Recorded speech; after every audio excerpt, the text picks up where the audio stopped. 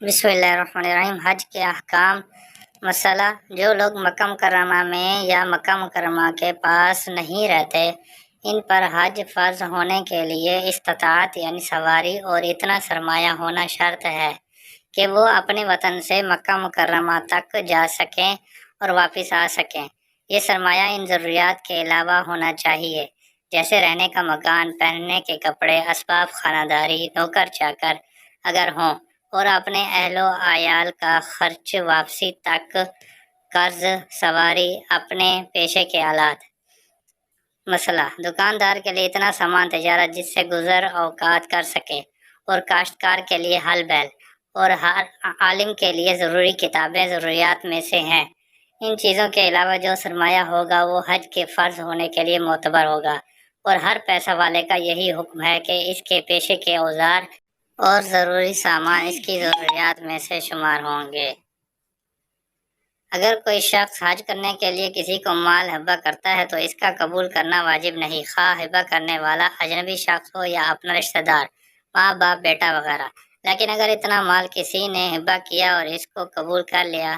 تو حج فرض ہو جائے گا۔ کسی کے پاس ایسا مکان ہے کہ ضرورت سے زائد ہے، یا ضرورت سے زائد سامان ہے، یا کسی عالم کے پاس ضرورت سے زائد کتابیں ہیں، یا زمین اور باغ وغیرہ ہیں کہ اس کی آمدنی کا محتاج نہیں ہے، اور ان کی اتنی مالیت ہے کہ ان کو بیچ کر حج کر سکتا ہے، تو ان کو حج کے لیے بیچنا واجب ہے۔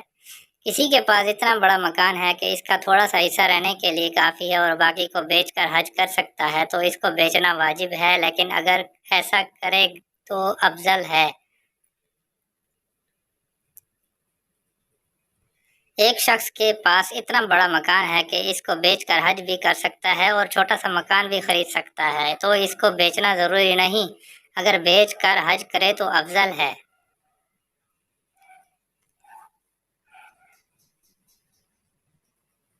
اگر کسی کے پاس اتنی مزروعہ زمین ہے کہ اگر اس میں سے تھوڑی سی فروخت کر دے تو اس کے حج کا خرچ اور اہل و عیال کا واپسی تک کا خرچ نکل آئے،